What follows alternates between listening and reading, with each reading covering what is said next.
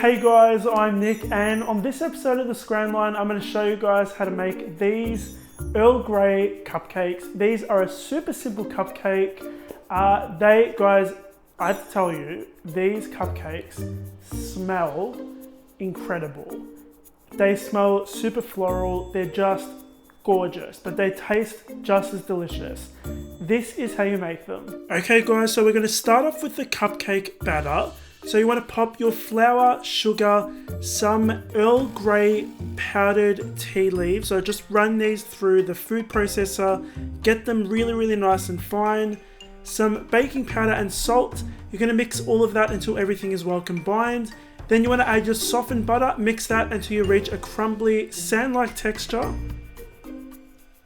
Next you want to add your eggs, milk, oil, Greek yogurt, which is going to keep those cupcakes moist, and you want to mix everything until it's well combined. Then you want to add some green food gel and some blue food gel. It's going to give us that nice minty color. Line your cupcake tin with some cupcake liners. Now this recipe does make 20 cupcakes.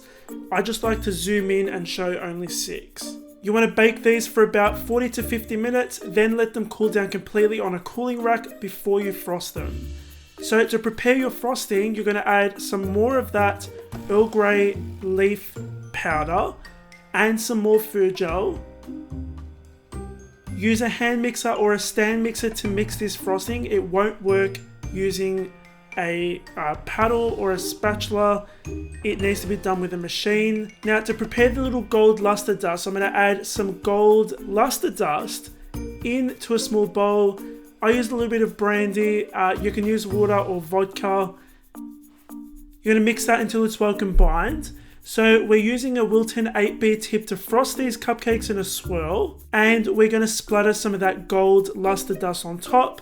Now guys, if you don't prefer that much frosting, I personally do, you can just add one swirl and that will do the trick.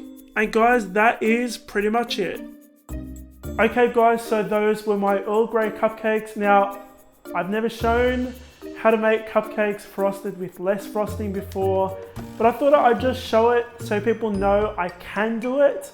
But I just choose not to because I like the shape of having more frosting on the cupcake. But it's your choice what you do. It's up to you. But I wanted to show you, yes, I'm capable. Yes, you can make that choice yourself. Do what you like. When you make the cupcakes, they're yours to do what you like with them. You're going to find the recipe for these on my website, thescramline.com. A link for that is in the box below. If you're new to this channel and you haven't subscribed yet, make sure you hit the subscribe button and the like button. I put my thumbs up because it's automatic at this point. But make sure you hit the subscribe button. I upload 2 new videos a week for you guys. Thank you so much for watching. I'll see you all on the next episode of The Scramline.